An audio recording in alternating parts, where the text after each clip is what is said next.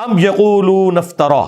اب روئے سخن ایک آیت کے اندر دوبارہ سے مشرکین عرب کی طرف آیا کہ یہ کافر کہتے ہیں کہ یہ نبی نے قرآن خود گھڑ لیے.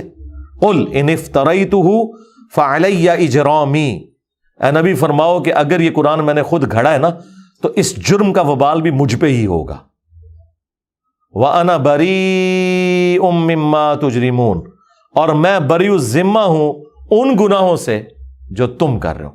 دیکھیں اللہ کا تو سٹائل ہی بات کرنے کا اور ہے. ویسے یہ انتہائی گستاخانہ آیات ہیں قرآن میں اس طرح کی جتنی ہے نا جو ادھر صوفیت کی ڈاکٹرن ہے.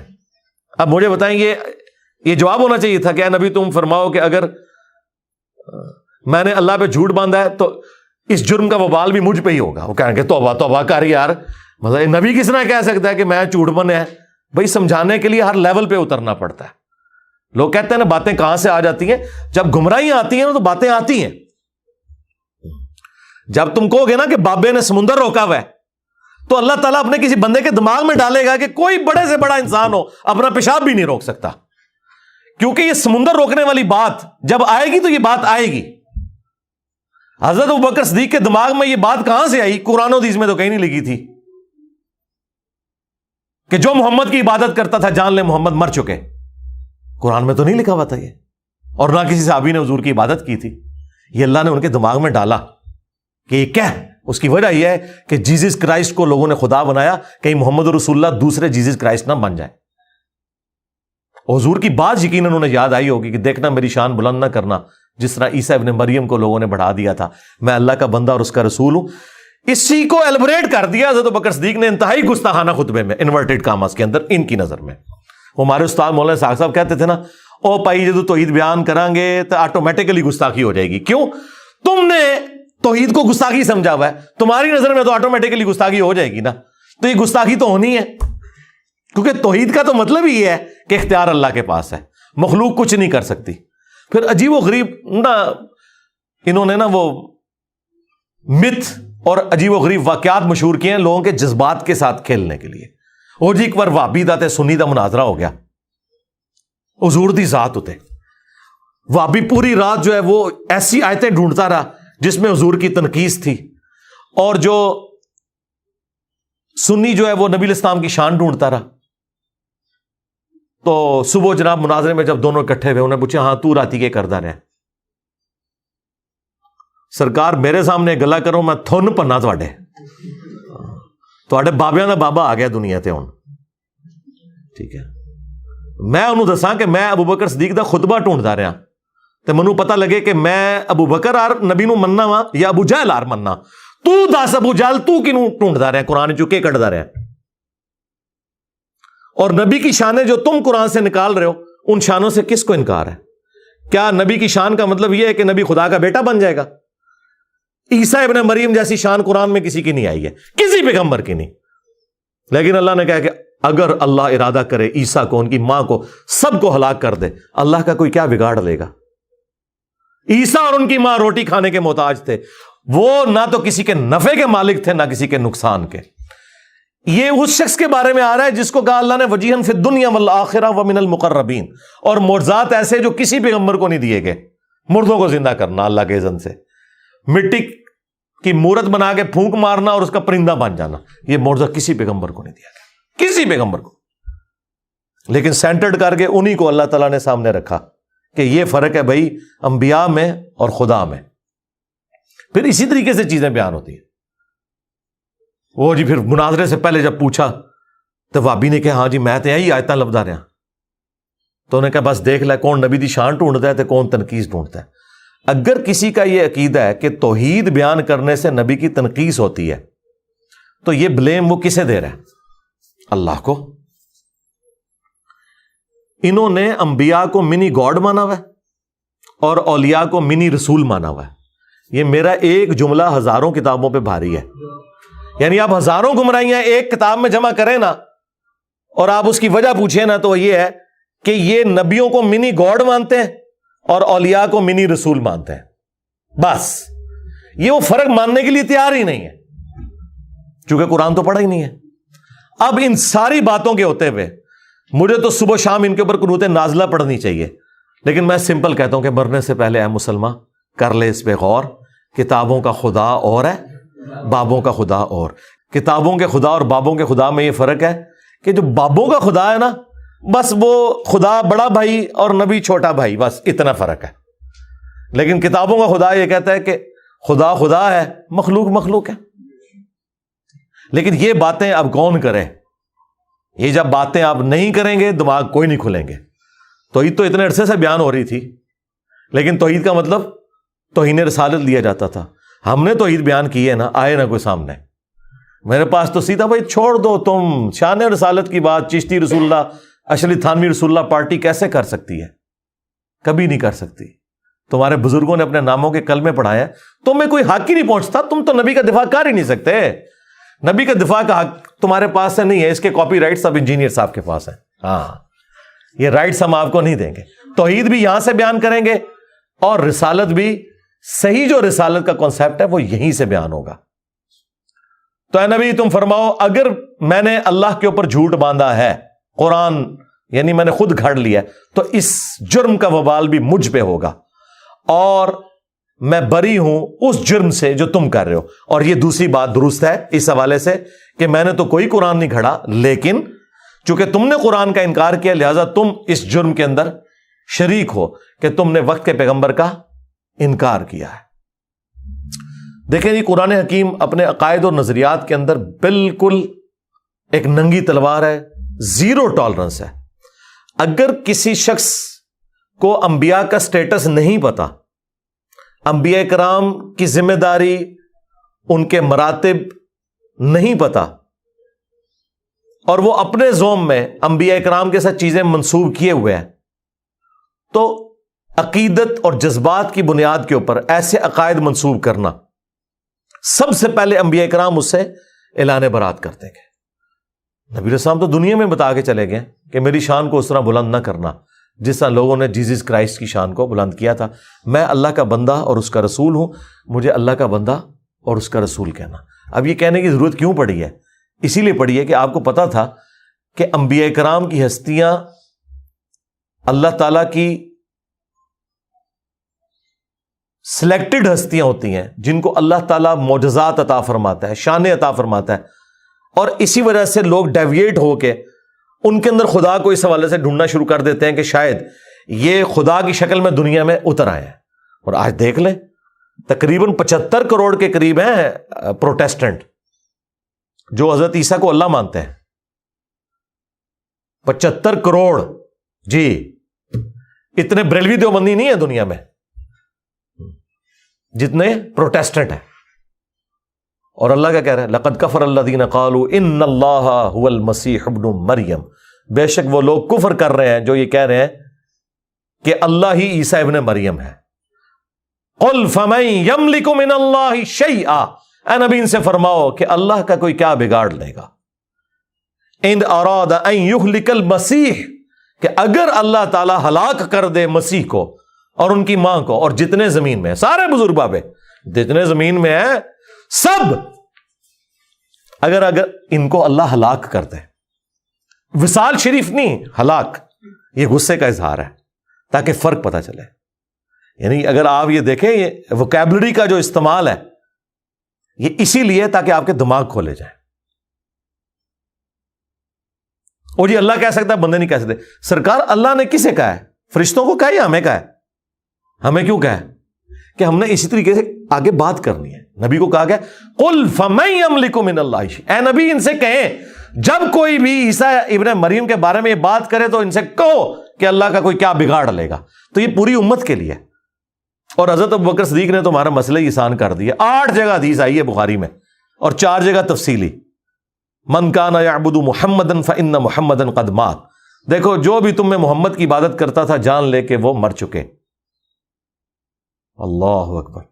وصال شریف نہیں، شہید شریف نہیں، وفات شریف نہیں، فإن محمدًا قد مات. ومن يعبد اللہ، اور جو کوئی اللہ کی عبادت کرتا تھا وہ جان لے فإن اللہ حی لا يموت، کہ بے شک اللہ تعالیٰ زندہ ہے، اسے کبھی موت نہیں آئے گی.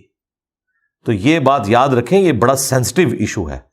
اور یہ انبیاء کرام کی جو دعوت سینٹرڈ اراؤنڈ توحید ہوتی ہے وہ اسی وجہ سے ہے کہ انہیں پتہ ہے کہ اللہ کا کیا سٹیٹس ہے اور بندوں کا کیا سٹیٹس ہے. اگر خدا کا تعارف کسی کو ہے نا وہ جرت نہیں کر سکتا. مجھے بتائیں ایک عام انسان جس میں تھوڑا سا ایمان ہے, کیا وہ اپنی عبادت کروا سکتا ہے؟ کیا وہ اپنے سامنے کسی کو جھکا سکتا ہے؟ کیا وہ یہ دعویٰ کر سکتا ہے کہ سارے بزرگوں کی گردنوں پہ میرا پاؤں ہے؟ ہاں, تو یہ قصیدہ غوثیہ میں پڑھتے ہیں, گولڈا شریف ہر جمعے کو پڑھا جاتا ہے, لوگ کھڑے ہو کے شوق سے پڑھتے ہیں, سبحان اللہ بھی کہتے ہیں سننے والے. اور دوسری طرف یہ کہتے ہیں کہ جی اللہ کا جتنا کوئی بڑا بندہ ہوتا ہے اس میں اتنی عاجزی پائی جاتی ہے. میں نے تو پلانٹ ارتھ پہ اتنا تکبر نہیں دیکھا کہ کوئی شخص یہ کلیم کرے کہ تمام اولیاء کی گردن پہ میرا پاؤں ہے. کتنا بڑا جملہ ہے یہ. تو حضرت ابوبکر, عمر, عثمان و علی نے کبھی صحابہ کے بارے میں نہیں بولا. تو یہ کہتے ہیں کہ عبد القادر جیلانی نے فرمایا. ہم کہتے ہیں اگر انہوں نے کہا ہے تو وہ قرآن و سنت کے تو بالکل خلاف ہے, اور اگر انہوں نے نہیں کہا تو بری ہیں. نہ ہم ان کی طرف سے جھوٹا دفاع کرتے ہیں کہ انہوں نے نہیں کہا ہوگا. پہلے ہم کسی زمانے میں کرتے تھے, اب مجھے کسی سے کوئی ہمدردی نہیں. سیدھی سی بات ہے, اللہ سے ڈر لگتا ہے کہیں ان میں سے کسی نے کام ڈالا ہو تو اللہ تعالیٰ منو کہ تو ادھر بڑھ گیا سائے تنو کیڑی چیز مجبور کرتی سی. دیکھیں ہمیں جو چیز مجبور کرتی ہے نا دفاع کرنے پہ, وہ ان ہستیوں کا دفاع ہے جن کے پیچھے قرآن و سنت کھڑے ہوئے ہیں, یعنی صحابہ اہل بیت, انبیاء کرام. ان کے بعد ہمیں نہیں پتا کہ کس نے کام ڈالا ہے اور کس نے واقعی دین کی خدمت کی ہے. ٹھیک ہے, کیونکہ کئی لوگ جن کو ہم اچھا سمجھتے تھے ہمیں اتھینٹک نالج سے پتا چلا کہ انہوں نے بھی کام ڈالا ہے. یعنی یہ جو پچھلے 100 سال کے اندر ہے ان کی تو قلم کی سیاہی بھی نہیں ابھی خشک ہوئی بھی ہے. تو بات یہ کہ اللہ سے ڈر جائے, قرآن و سنت پہ آ جائے. وہ غامدی صاحب سے کسی نے پوچھا نا کہ جی وہ قرآن میں تو لکھا ہے تو وہ فلاں بزرگ یہ کہہ گئے. انہوں نے کہا جی اللہ تعالیٰ مجھ سے یہ نہیں پوچھے گا کہ فلاں بزرگ یہ کہہ کے گئے تھے تو نے کیوں نہیں مانا. اللہ مجھ سے یہ پوچھے گا کہ قرآن میں یہ لکھا ہوا تھا, جو قرآن تیرے پاس آیا تھا تو نے اس کو مانا تھا کہ نہیں. اب مجھے بتائیں میرے پاس قرآن آیا تو میں یہ کہوں گا کہ فلاں نے یہ کہا ہوا ہے, میں تو اس کا پابند ہوں. جب اللہ میرے پاس آیا ہوا ہے, قرآن آنے کا مطلب ہے اللہ آ گیا, سنت آنے کا مطلب یہ ہے کہ نبی علیہ السلام خود آئے ہیں میرے پاس. ان کے ہوتے ہوئے میں نے کسی بزرگ کے قول کے ساتھ مجھے کوئی ہمدردی ہے یا میں نے مطلب ان کی بزرگی بچانے کی خاطر ان کے باطل عقائد و نظریات کا کوئی دفاع کرنا ہے؟ نہیں. اصل چیز میں نے اس رکوع کے اوپر اتنا ٹائم اس لیے لگایا کہ تاکہ آپ کو پتا چلے کہ انبیاء کرام کے بارے میں عقیدہ کیا ہونا چاہیے. سورۃ الانبیاء پڑھیں, بندہ حیران ہو جاتا ہے. وہ سورت کا نام ہے انبیاء. عام بندوں سے پوچھیں جنہوں نے نہیں پڑھی وہ کہیں گے جو نبیوں دی شانہ بیان ہوئی ہیں. حالانکہ انبیاء جو سورۃ الانبیاء ہے اس میں اللہ تعالیٰ نے بتایا کہ انبیاء کا سٹیٹس کیا ہے, انہوں نے کیا کام کیا, اور نبی میں اور اللہ میں فرق کیا ہے. پورے قرآن میں جو انبیاء کرام کے حوالے سے چیزیں ڈسکس ہوئی ہیں وہ یہی ہوئی ہیں کہ یہ اللہ کے اتنے برگزیدہ بندے تھے کہ یہ اللہ کی طرف اورینٹڈ ہوتے تھے, ہر معاملہ اللہ کے سپرد کرتے تھے, اللہ سے مانگتے تھے, اسی سے دعائیں کرتے تھے, اسی سے اپنے عقیدے وابستہ رکھتے تھے. یا یہ بیان ہوا ہے کہ جو انبیاء کے بارے میں ایسا عقیدہ رکھتے ہو ایسا عقیدہ ان کے بارے میں نہیں رکھ سکتے. انبیاء کرام جو ہیں وہ اللہ تبارک و تعالیٰ کی توحید کے معاملے میں کوئی کمپیریزن ہی نہیں ہے, وہ مخلوق ہیں, وہ خالق ہے. یہ دو چیزیں بیان ہوئی ہیں. اس لیے میں نے پچھلے دنوں ایک تفصیلی ویڈیو ریکارڈ کروا دی ہے, شیطانی توحید, شیطانی بابوں کا فتنہ. یہ شیطانی توحید ہے جس میں آپ انبیاء کرام کو, اولیاء کو اللہ کے مقابلے پر لے آتے ہیں. اور رحمانی توحید یہ ہے کہ انبیاء اور اولیاء بھی اللہ سے مانگتے تھے, تم نے بھی اللہ ہی سے مانگنا ہے. ہاں انبیاء اور اولیاء ان کی جو شانیں ہیں وہ اسی وجہ سے ہیں کہ وہ گاڈ اورینٹڈ تھے, نہ کہ اس وجہ سے کہ انہوں نے خود کوئی ایسا کیا ہے. نہیں, وہ گاڈ اورینٹڈ تھے, اللہ نے انہیں انعام دیا. اور انبیاء تو ویسے ہی مخلص بندے ہیں, نبی تو کوئی بندہ محنت سے بھی نہیں مان سکتا. وہ اللہ تعالیٰ نے جسے عطا فرما دیا وہ اللہ تعالیٰ کے مخلص بندے ہیں, ان کے برابر تو کوئی بھی نہیں پہنچ سکتا. لیکن یہ ساری تعریفیں کرنے کے بعد ان ہستیوں کو اونچا نہیں کرنا ہوتا, خدا اورینٹڈ ہونا ہے. ہم عام مسلمان ہیں نا. اب مجھے بتائیں اللہ کے فضل سے میں نے جو سٹیٹس اویل کیا ہے اس دعوت کے عوض ختم نبوت کی برکت سے, اس طرح کا سٹیٹس انسانی ہسٹری میں بڑے کم لوگوں نے اویل کیا ہوگا. لیکن مجھ سے اگر کوئی آگے پوچھے, میرے سامنے کوئی جھکنے کی کوشش کرے, میرے پاؤں کو ہاتھ لگانے کی کوشش کرے, تو میں فوراً ڈر جاتا ہوں کہ یار یہ خدا کیا سوچے گا میرے بارے میں, مجھے آخرت کی. اب مجھے بتائیں یہ جو بابے اپنا چٹواتے رہے ہیں, یہ پاؤں والا سلسلہ اور جو کچھ یہ کرواتے رہے ہیں, ان کو تو پھر خوف خدا بھی کوئی نہیں تھا. وہ ڈاکٹر ذاکر نائک کہہ رہے ہیں میں ایئرپورٹ پہ اترا نا تو ایک عورت کوئی پروفیسر تھی, بوڑھی خاتون, تو اس نے مجھے پہچان لیا اور ہندو تھی. وہ دوڑتی ہوئی آئی اور میرے گھٹنوں کو ہاتھ لگا کہتی آپ تو بھگوان ہیں. تو کہتی میں نے کہا استغفر اللہ توبہ توبہ. میں کہا ایتھے کو بابا ہونا نا صوفی انہیں گلے بھی لا لینا سی زنانی نو. ہاں یہ مواحد کا ہی حوصلہ ہے کہ اسے کوئی اونچا کرے اور کہ بھائی نہ نہ نہ پیچھے. اور یہ کتنی مزیدار یوں دستانے پہن کے چمواتے رہتے ہیں ہاتھ, گھنٹوں بیٹھے رہتے ہیں, نذرانے بٹورتے رہتے ہیں. جو ان کے سامنے اونچا ہاتھ باندھ کے لوگ کھڑے ہوتے ہیں جس طرح خدا کے سامنے کھڑے ہوئے ہیں, اس طرح ان کو تو مر جانا چاہیے. میں کہتا ہوں زمین پھٹے یہ اندر چلے جائیں. ان کو توحید کی ہوا بھی نہیں لگی ہوئی ہے. یہ کوئی بزرگ نہیں ہے جن کے آپ روب بیان کرتے رہے. یہ شیطان کے ایجنٹ ہیں دنیا میں, یہ طاغوت ہے. خدا کے نمائندے دنیا میں وہ ہیں کہ ذرا سی کوئی ایسی بات ہونے لگے وہ پیچھے ہٹ جاتے ہیں. اوہ توبہ توبہ. ایک صحابی مسند احمد میں حدیث ہے, حضور کو کہہ رہے ہیں یا رسول اللہ ما شاء اللہ و شئت, جو اللہ چاہے اور جو آپ چاہیں. یار صحابی نے تو کبھی شرک کا سوچا بھی نہیں. حضور کیا کہہ رہے ہیں اجعلتنی للہ ندا, تو نے مجھے اللہ کے مقابلے پہ کھڑا کر دیا. بل قل ما شاء اللہ وحدہ, بلکہ کہے جو اکیلا چاہے. اس کے اوپر نبی علیہ السلام کو جواب بڑے اچھے طریقے سے دیا جا سکتا تھا. آج کا اگر کوئی بریلوی ہوتا کہ یا رسول اللہ آپ اللہ کے بندے, وہ اللہ, میرا کہنے کا مطلب یہی تھا کہ جو اللہ چاہے اس کے بعد جو آپ چاہیں. کوئی دوسری بات ہی نہیں بھائی. حضور کو پتا تھا, کیونکہ نبی علیہ السلام کو اللہ کا خوف تھا. جسے اللہ کا خوف ہوتا ہے نا, جو گاڈ اورینٹڈ ہوتا ہے, اس سے پتہ ہی معاملہ کتنا سینسٹیو ہے. اللہ تعالیٰ کس قسم کی توحید چاہتا ہے اپنے بندوں سے. جن لوگوں کو توحید کا تعارف نہیں ہے نا, وہ آپ کو یہ سارے کرتب کرتے ہوئے نظر آئیں گے اور اتنے بڑے بڑے دعوے کرتے ہوئے نظر آئیں گے.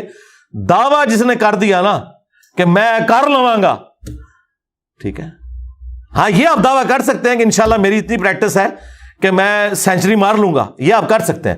خدا سے متعلق کوئی دعویٰ کہ آخرت کسی کی آپ سنوار سکتے ہیں, یہ دعویٰ کرنا شرک ہے. ہاں دنیا میں آپ دعویٰ کر سکتے ہیں, کوئی بھی بندہ کہہ سکتا ہے کہ میں نے اتنی محنت کی ہے کہ میں پرائم منسٹر بن جاؤں گا, تیرا حق ہے تو کہہ. لیکن تو خدا سے متعلق چیز کوئی بیان کرتا ہے کہ میں مریض جنت میں لے جاؤں گا, توبہ توبہ توبہ, ڈر جا. تجھے تو اپنی آخرت نہیں پتا تیرے ساتھ کیا ہونے والا ہے. تو یہ دعوے صرف وہ لوگ کرتے ہیں یا وہ شیطان کے ایجنٹ ہیں دنیا میں, یا جاہل مطلق ہیں, پاگل, مینٹل, مجنون, کلندر, جو مرضی بھی لفظ کر دو, ورنہ جس میں تھوڑی سی عقل ہے وہ اللہ سے ڈرتا ہے, وہ کبھی سوچ بھی نہیں سکتا. سورۃ الاعراف کی آیت نمبر 188, جو میں کہتا ہوں قرآن کی سب سے سخت آیت ہے عقیدہ توحید کے حوالے سے. اور یہ آیت اگر آپ چوک میں اعلیٰ حضرت کا ترجمہ پڑھ کے بھی سنا دینا تو آپ کے اوپر 295 سی انہوں نے لگا دینی ہے. قُلْ لَا أَمْلِكُ لِنَفْسِي نَفْعًا وَلَا ضَرًّا, وہی بات اے نبی تم خود فرما دو اپنی مبارک زبان سے کہ میں تو اپنی جان کے لیے بھی کسی نفع و نقصان کا مالک نہیں ہوں, باقی تو شاید چھڑ دو. الا ما شاء اللہ, ہاں جو اللہ میرے لیے فیصلہ کرے, اس نے فیصلہ کرنا ہے کہ مجھے کون سی نفع مند چیز پہنچے گی اور کون سی نقصان والی. اچھا بعض جاہل مولویوں نے نا الا ما شاء اللہ کو اس طرح ریلیٹ کیا کہ ہاں جو اللہ چاہتا ہے نا اتنا میں نفع نقصان کا مالک ہے ہوں. اندازہ کریں, وہ بھی جھوٹ نکلا. یہ تو حضور اپنی بات کر رہے ہیں, آپ کے نفع نقصان کی تو بات پھر بھی نہیں ہو رہی. میں اپنی جان کے لیے بھی کسی نفع نقصان کا مالک نہیں مگر جو اللہ چاہے. تو یہ انہوں نے جو دھوکہ دیا وہ اسی آیت میں پکڑا گیا. اگلی بات اللہ نے اور کھول کے بیان کر دی تاکہ موٹے دماغ والوں کو بھی سمجھ آ جائے. وَلَوْ كُنْتُ أَعْلَمُ الْغَيْبِ, اگر میں خود سے غائب کو جان لیتا, لَاسْتَكْثَرْتُ مِنَ الْخَيْرِ, تو میں خیر کثیر جمع کر لیتا. ہاں وہ غیب تو ہم مانتے ہیں جو اللہ تعالیٰ وحی کے ذریعے بتاتا ہے, جو وہ نہ مانے وہ تو کافر ہے, وہ تو نبی کی شان ہے. وَمَا كَانَ اللَّهُ لِيُطْلِعَكُمْ عَلَى الْغَيْبِ وَلَكِنَّ اللَّهَ يَجْتَبِي مِن رُّسُلِهِ مَن يَشَاءُ. اللہ کی یہ شان نہیں کہ ہر ایک کو غیب پر اطلاع دے, وہ اپنے پیغمبروں میں سے جسے چاہتا ہے چن لیتا ہے, اور تمہارا کام ہے اللہ اور اس کے پیغمبروں کے اوپر ایمان لے کر آؤ. لیکن اگر نبی علیہ السلام خود سے غیب جان لیتے کہ مستقبل میں کیا ہونے والا ہے, تو اے نبی تم فرما دو میں خیر کثیر جمع کر لیتا. ظاہر ہے جب آپ کو مستقبل کا حال پتہ چل جائے, آج کے دور میں سمجھنے کے لیے کہ ڈالر کی قیمت یا گولڈ کی اوپر جانے والی ہے, آپ دیکھیں اس ایک سال میں ڈبل ہو گیا گولڈ. یہ مجھے اس لیے پتا ہے کہ مجھے اس دفعہ ڈبل زکات نکالنی پڑی ہے اسی گولڈ کی, جو گولڈ اتنا ہی پڑا ہوا ہے, زکات ڈبل دینی پڑی ہے. کیوں؟ قیمت اوپر چلی گئی. تو اگر یہ بات اس وقت لوگوں کو پتا ہوتی تو لوگوں نے اپنے پلاٹ بھی بیچ کے نا گولڈ لے کے رکھ لینا تھا. پلاٹ سے اترے اوپر نہیں گئے جتنا گولڈ گیا. وما مسنی السوء، خیر کثیر بھی جمع کر لیتا اور کبھی مجھے کوئی تکلیف نہ پہنچتی. یقیناً اگر کسی شخص کو یہ پتا چل جائے کہ آج اتنے بجے اگر یہ روڈ کراس کرے گا تو ایک ٹریلے کے نیچے آ کے مارا جائے گا، وہ اس دن نہیں پوری زندگی اس روڈ کو کبھی کراس نہیں کرے گا، دوسرے راستے سے جائے گا. لیکن ایسا نہیں ہوگا، کبھی بھی نہیں ہوگا. اللہ تعالیٰ نے اس طرح کا کبھی کسی کو اختیار دیا ہی نہیں ہے. جو دیا وہ غیبی خبر کے طور پر دیا اور وہ ٹال نہ کوئی سکا. وہ ویسے ہی ہوا جیسے صحیح مسلم میں حدیث ہے. حضرت عمر کہتے ہیں نبی علیہ السلام نے غزوہ بدر سے ایک دن پہلے زمین پہ لکیریں کھینچی، کل یہاں ابو جہل کی لاش ہوگی، یہاں عتبہ کی، یہاں شیبہ کی، اور اللہ کی قسم انہی جگہوں پہ اگلے دن وہ لاشیں پڑی ہوئی تھی. یہ حضور کو اللہ تعالیٰ نے غیبی خبر دی، وہ ٹال نہیں سکتی تھی کبھی بھی. تو اے نبی تم فرما دو کہ اگر میں خود سے غیب جان لیتا تو میں خیر کثیر جمع کر لیتا اور نہ مجھے کوئی تکلیف پہنچتی. ان انا الا نذیر و بشیر، میں تو نہیں ہوں مگر ڈر سنانے والا اور خوشخبری سنانے والا. لقوم یؤمنون، ان کے لیے جو بات ماننا چاہیں، ایمان لانا چاہیں. میرا سٹیٹس پیغمبروں والا ہے، میں کسی کے نفع نقصان کا مالک نہیں ہوں. اور نفع نقصان میں وہ ساری چیزیں ہیں، آکسیجن، کھانا پینا، ٹوائلٹ یعنی پیشاب، نیند، یہ تمام چیزیں. اگر رسول اللہ کا یہ سٹیٹس ہے سرکار تو بابے تو شاہ ہی کوئی نہیں. ہاں کیونکہ میرے نبی سا ہے ہی کوئی نہیں، تیرے بابے تھے شاہ ہی کوئی نہیں. اس لیے میں کھول کھول کر چیزیں بیان کرتا ہوں تاکہ کسی موٹے دماغ میں بھی کوئی کہیں کو کیڑا گھسا ہوا ہے نا، کسی شیطان نے گھسایا ہوا ہے تو اسے سمجھ آ جائے. قرآن اور احادیث اپنی تعلیمات کے اندر اتنے واضح ہیں کہ اس میں شیطان کا کوئی دخل نہیں ہے. یہ مولوی ہیں جو آپ کو آیات اور احادیث نہیں بتاتے بلکہ اپنے بزرگوں کی تعلیمات بتاتے ہیں، جس کی وجہ سے آپ ڈی ٹریک ہو جاتے ہیں. اور پھر جب ہم آپ کو سمجھاتے ہیں تو ان کی چیخیں نکلتی ہیں، کیونکہ انہیں پتہ چل جاتا ہے کہ آپ انجینئر صاحب جو بتا رہے ہیں نا، تو سب سے پہلے تو آ کے ہمارے گاٹے ہماری عوام نے فٹ ہونا ہے کہ جناب تسی کے سانو قرآن حدیث پڑھا دے رہے.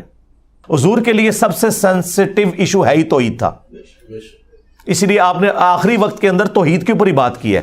بخاری مسلم دونوں میں حدیث ہے. اما عائشہ سلام اللہ علیہا کہتی ہیں کہ نبی علیہ السلام کے آخری دن بیماری کے چل رہے تھے، آپ تکلیف کی وجہ سے بار بار اپنی چادر اپنے چہرے مبارک سے ہٹاتے، پاس ایک پانی کا برتن تھا اس سے ہاتھ گیلا کر کے بخار کو ٹھنڈا کرنے کی کوشش کرتے، اور بار بار یہ کہتے لعن اللہ الیہود والنصارى اتخذوا قبور انبیائہم مساجدا، اللہ کی لعنت ہو یہود و نصارہ کے اوپر، انہوں نے اپنے نبیوں کی قبروں کو سجدہ گاہ بنا لیا تھا. آخری وقت کیا بات ہو رہی ہے کہ نبیوں کو اللہ کے مقابلے پہ کھڑا نہ کر لیا جائے. اور اما عائشہ کہتی ہیں رسول اللہ ہمیں ڈرا رہے تھے، اور اگر یہ خدشہ نہ ہوتا کہ لوگ رسول اللہ کی قبر پہ سجدے شروع کر دیں گے تو میں حضور کی بیوی ان کی قبر مبارک کو لوگوں کی زیارت کے لیے اوپن چھوڑ دیتی، یعنی حجرے کی دیوار گرا دی جاتی، جو چاہے جس وقت چاہے قبر رسول پہ حاضر ہو. حجرے کی دیوار نہیں اما عائشہ نے گرائی، آج تک نہیں گری اللہ کے فضل سے. آج بھی وہ خیر اب تو بہت پیچھے جا چکی ہے، اب جالیاں اس کے آگے. اما عائشہ کو تو کسی نے نہیں کہا کہ حضور نے کہا تھا مجھے تو تم سے شرک کا خدشہ ہی نہیں ہے، تو آپ آخری وقت میں اس کو شرک سے کیوں ریلیٹ کر رہی ہیں؟ اس زمانے میں کہانیاں نہیں ہوتی تھی. وہ آپ میری ویڈیو دیکھیں، مجھے تم سے شرک کا خوف نہیں. وہ حضور نے اسپیسیفکلی صحابہ کرام کے بارے میں کہا تھا، اور صحابہ کے پیٹرن پہ صرف ایک جماعت قیامت تک شرک سے محفوظ رہے گی، یہ میں مانتا ہوں. ایک جماعت، جس طرح کہ بنی اسرائیل پوری کی پوری گمراہ ہو گئی، یہ امت پوری گمراہ نہیں ہوگی. اس لیے حضور نے کہا تھا مجھے اپنی امت سے شرک کا خوف نہیں کہ یہ ساری مشرک ہو جائے. باقی وہ ویڈیو آپ دیکھ لیں. حضور تو صحیح بخاری میں ہے، حضرت عمر کہتے ہیں میں نے ممبر پہ حضور سے خود سنا ہے کہ دیکھنا میری شان کو اس طرح بلند نہ کرنا جس طرح نصارہ نے اپنے پیغمبر کو بڑھا دیا تھا عیسیٰ ابن مریم کو. میں اللہ کا بندہ اور اس کا رسول ہوں، مجھے اللہ کا بندہ اور اس کا رسول ہی کہنا.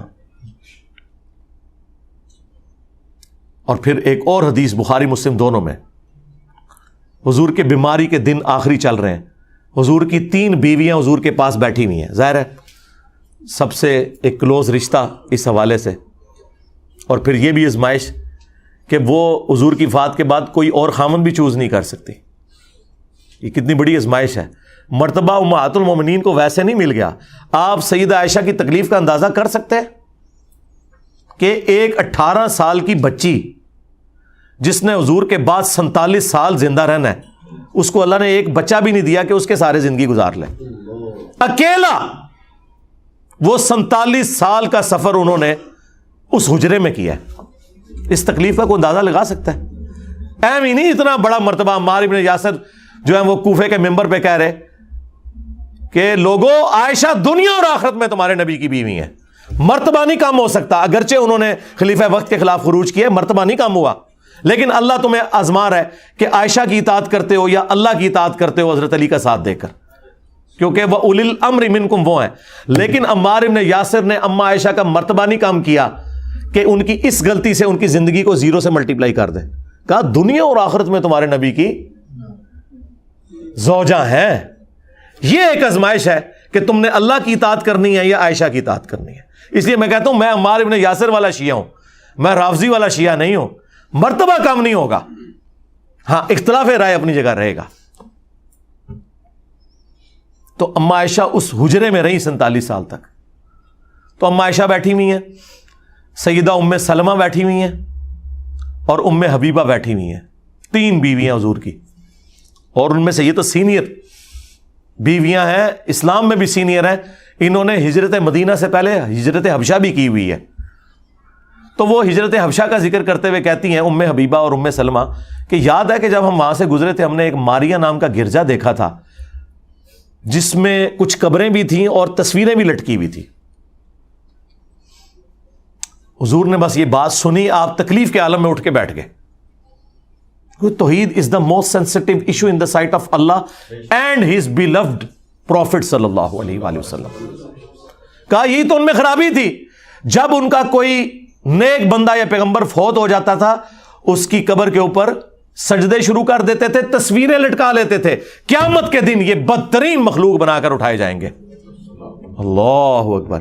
اور حضور نے پہلے ہی ڈرا دیا کہ یہ کام تم نے نہیں کرنا. اور مسلم شریف میں حدیث ہے، جندب رضی اللہ تعالیٰ عنہ کہتے ہیں حضور نے اپنی وفات سے 5 دن پہلے یہ بات کہی اور میں نے خود سنی کہ دیکھنا اگلے لوگوں میں جب ان کا کوئی پیغمبر یا نیک آدمی فوت ہو جاتا تھا وہ اس کی قبر پہ سجدے شروع کر دیتے تھے. تم نے یہ کام نہیں کرنا میرے ساتھ. میں کہتا ہوں کس لیول پہ اتر کے آپ کے پیغمبر نے آپ کو سمجھایا ہے. حریص علیکم بالمؤمنین رؤوف الرحیم. یار کون ہوگا جو اتنا آپ کی آخرت کے ساتھ محبت کرے گا بجز ہمارے پروفٹ کے صلی اللہ علیہ وآلہ وسلم. مسند احمد کی حدیث ہے، نبی علیہ السلام نے فرمایا اللہم لا تجعل قبری وثنا یعبد. اے اللہ میری قبر کو وہ بت نہ بنا دینا کہ لوگ اس کی پرستش شروع کرتے ہیں. اپنی قبر کو بت کہہ دیا. وہ قبر جو ہمیں ہمارے ماں باپ اولاد سب لوگوں سے بڑھ کر عزیز ہے، جس قبر کی حاضری اس پلانٹ ارتھ کی سب سے بڑی نفلی عبادت ہے، اس قبر کو بھی کہہ دیا کہ یہ بت ہوگا اگر اللہ کے مقابلے پر اس پہ بھی سجدے شروع ہو جائیں گے. اور تواڈے بابے دے مزار تے شاہی کوئی نہیں، لے جاؤ تم بابے اپنے. جس قبر کی عظمت تھی اس کا سٹیٹس کلیئر کر دیا ہے، اللہ میری قبر کو بت نہ بننے دینا کہ لوگ پوجا کریں. نبی کا تو کوئی قصور نہیں، لیکن حضور خود اپنی قبر کے بارے میں کہہ رہے ہیں کہ اسے بت نہ بنانا. ابو داؤد میں حدیث ہے میری قبر پہ میلہ نہ لگانا. تم دنیا کے کسی بھی حصے میں درود پڑھو گے اللہ تمہارا درود مجھ تک پہنچا دے گا. اللہم صلی علی محمد وعلی آل محمد. درود کے لیے بھی میلہ نہیں لگانا، تمہارا درود میرے تک پہنچ جائے گا. سلام عرض کرو اور نکل جاؤ آگے، میلہ نہ لگانا. وہ 4 کتابوں میں، الموطا امام مالک میں، فضل الصلاۃ علی النبی میں، المصنف ابن ابی شیبہ اور سنن کبریٰ البیہقی میں، کہ عبداللہ بن عمر جب بھی مدینہ شریف سے نکلتے سفر کے لیے یا واپس آتے ان کی روٹین تھی کہ مسجد نبوی میں 2 نفل پڑھتے، قبر رسول پر آ کر عرض کرتے السلام علیک یا رسول اللہ. پھر حضرت ابو بکر کی قبر پر السلام علیک یا ابا بکر، اور پھر حضرت عمر کی قبر پہ السلام علیک یا عمر. ایک روایت میں یا ابتا، اے میرے باپ آپ پر سلام ہو. وہ اپنی جگہ ٹھیک ہے، اس قبر جیسا تو ہے ہی کوئی نہیں. اس کی بنیاد پہ آپ نے اپنے بزرگ بابوں کے جو مزار کلیم کیے میں نا یہ سب فراڈ ہے. باقی مزارات، گنبد خضرا، یہ ایک الگ سے ایک سینسٹیو ٹاپک ہے، اس پہ میری الگ سے ویڈیوز ریکارڈ ہے، وہ پھر مجھے 2 گھنٹے اور لگ جائیں گے. اس کے لیے آپ میری ویڈیوز دیکھیں. میں نے ایک ایک مقدمہ جو ہے وہ توحید کے حوالے سے کلیئر کیا. سبحانک اللہم و بحمدک اشہد ان لا الہ الا انت استغفرک و اتوب الیک وما علینا الا البلاغ المبین. جزاکم اللہ خیرا.